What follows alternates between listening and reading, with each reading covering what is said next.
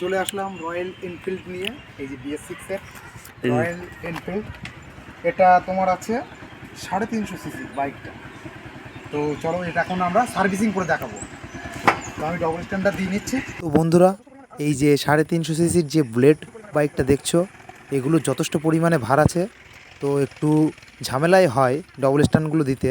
তো যাই হোক, একটু প্ল্যান অনুযায়ী যদি ডবল স্ট্যান্ডটা দেওয়া পড়ে তাহলে অসুবিধা হয় না। তো আমি এখন এখানে এই যে বাইকটা দেখতে পাচ্ছ, পুরো জলটা মেরে নিচ্ছি। জলটা মারার পরে অবশ্যই আমরা এখানে শ্যাম্পু দিয়ে যথেষ্ট পরিমাণে ভালোভাবে ওয়াশ করব। এই যে বাইকগুলো দেখতে পাচ্ছ, এগুলো BS6-এর বাইক।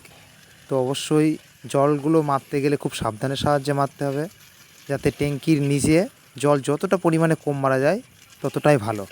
যেহেতু ট্যাঙ্কির নিচে ইলেকট্রিক কয়েল থাকে, তো সেই কয়েলটাতে যদি জল যায় তো অবশ্যই সেটা প্রবলেম হতে পারে।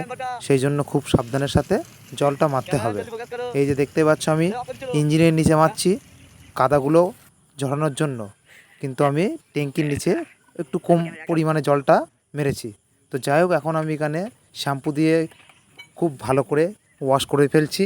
ময়লা যতটা পরিমাণে লেগেছিলো সেগুলো ব্রাশ দিয়ে ডলে ডলে আমি তুলে ফেলছি এখানে।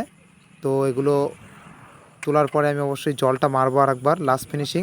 এই যে দেখতে পাচ্ছ, আমি এই যে জলটা মারছি এখানে।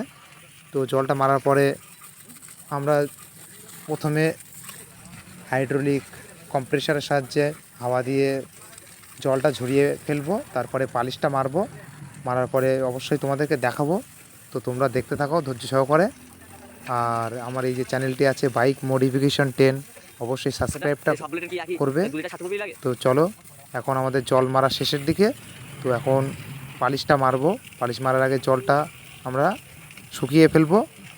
তো তোমাদের আমি অবশ্যই বলবো যে নতুন বাইকগুলোতে কখনোই সার্ফ ইউজ করবে না, ওটা শ্যাম্পুটা ব্যবহার করার চেষ্টা করবে।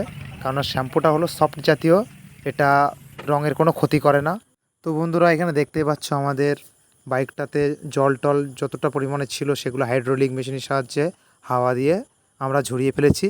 তারপরে আমরা পালিশটা এতে ইউজ করেছি। এই যে বাইকটাতে দেখতে পাচ্ছ কতটা পরিমাণে গ্লেজ দিচ্ছে বাইকটা, বেশ একটা গ্লেজি ভাব আসছে, খুব সুন্দর লাগছে দেখতে। তো অবশ্যই তোমাদেরকে বলবো পালিশটা মারবে ওপরের দিকে। এই যে ট্যাঙ্কি সামনে যে হেডলাইট আছে, মাঠগাট আছে, এগুলোতে মারবে। আর নিচে অল্প পরিমাণে তেল মোবিল আর পেট্রোল দিয়ে মারতে হবে, যাতে নিচের জংটা না ধরে। তো বন্ধুরা, ভিডিও এখন শেষের দিকে, ভিডিও আর বেশি লম্বা করব না। তো দেখা হবে পরের ভিডিওতে। তো তোমরা ভালো থাকবে, দেখা হবে নেক্সট ভিডিওতে। Tata, bye bye.